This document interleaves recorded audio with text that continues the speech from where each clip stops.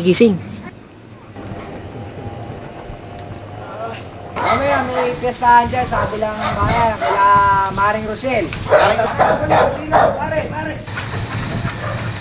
O pare! Pare!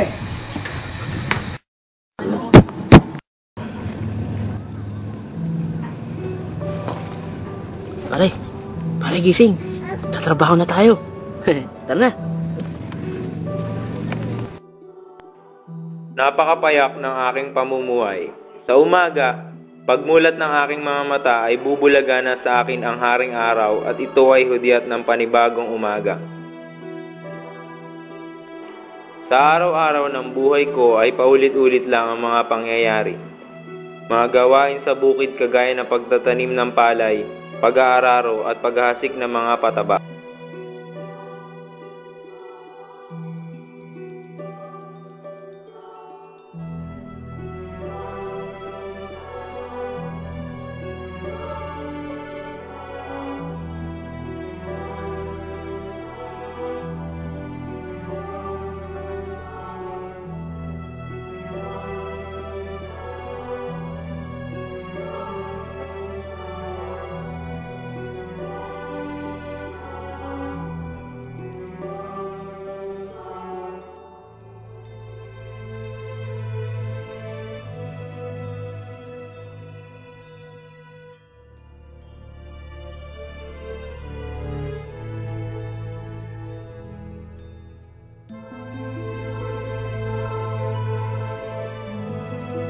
Abala man ako sa mga gawain sa araw-araw, ay nag-uukol pa rin ako ng panahon sa aking sarili.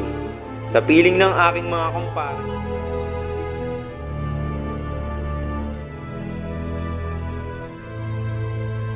Hoy, pare! May basa dyan! Hello!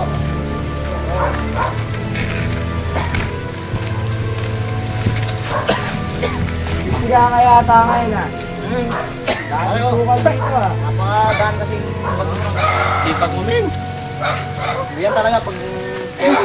Sabi ko nga pala pare, mamaya may piyestahan dyan sa kabilang bayan, kila Maring Rochelle. Maring Rochelle. Sige pa, walang problema. Tara na, sige tayo. Tara na. Ano ba tayo? Makain o. Sabi daw siya ngayon, nagkatay ng baboy. Nagtog ka raw, pati baka yata silog ka. Baka pala handa. Tara. Alam mo yan. Pagkasama ko sila ay panandaliang napapawi ang aking labis na pagod sa pagtatrabaho sa bukid. Hoy, nasa na po. Ikaw siya, ay, ito. Kapisa ba yan? Kapisa na yan. Pare, hindi ba yung pulutan natin? Kaya, Pangyari niya siya. oo, sige pare.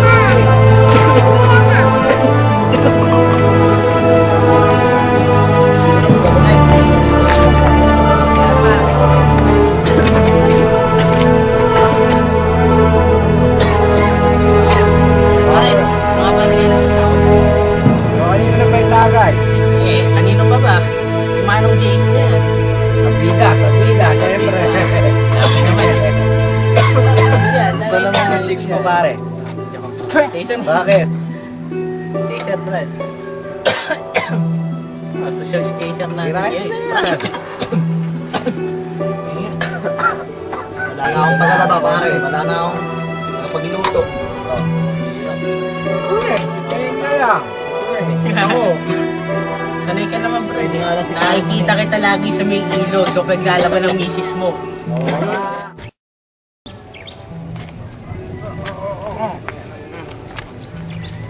Pare, kasama ko talaga.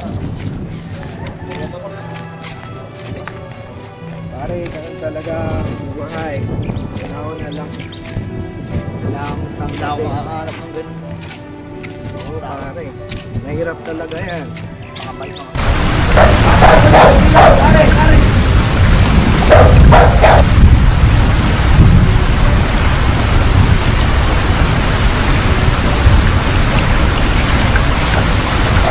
lasing ka na. Basang-basa ka din, pare. Ako din, lasing na ako. Basang-basa ka, pare.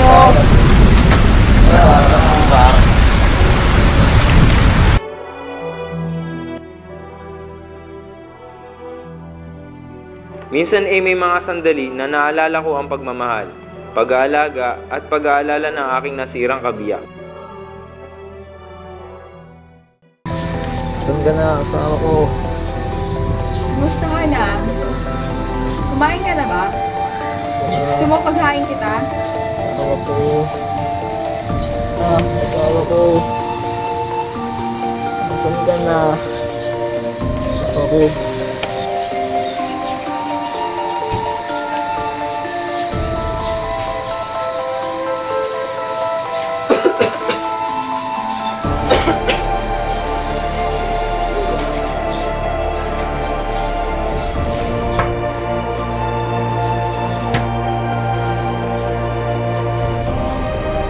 Pare!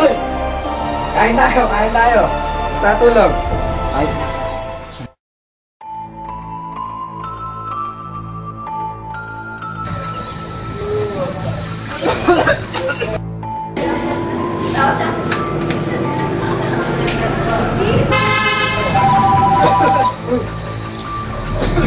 Pare, si Rosan, tumatawag. Rosan, ito nga.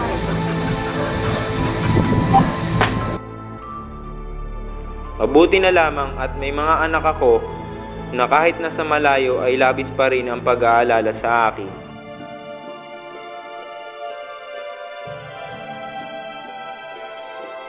Hanggang dumating ang di inaasahang pangyayari sa aking buhay, nang ako ay naratay sa banig ng karamdaman. Pare! Pare!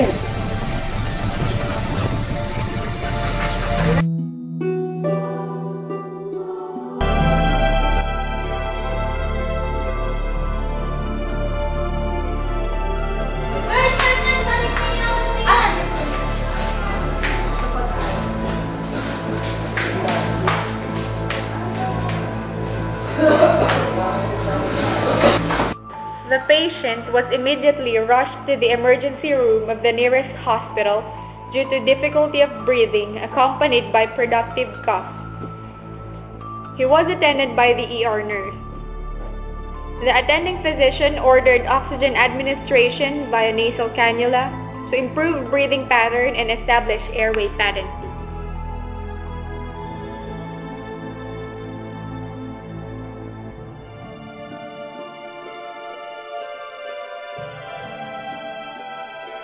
The nurse explained the admission procedure and assessed the relative of the patient in signing the admission consent.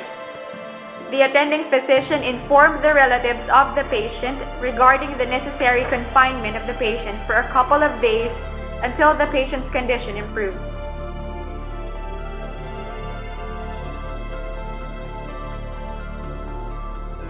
Vital signs were taken and recorded as follows. Temperature, 37.7 degrees Celsius per axilla. Respiratory rate, 33 breaths per minute. Pulse rate, 98 beats per minute. And blood pressure of 150/90 millimeters of mercury.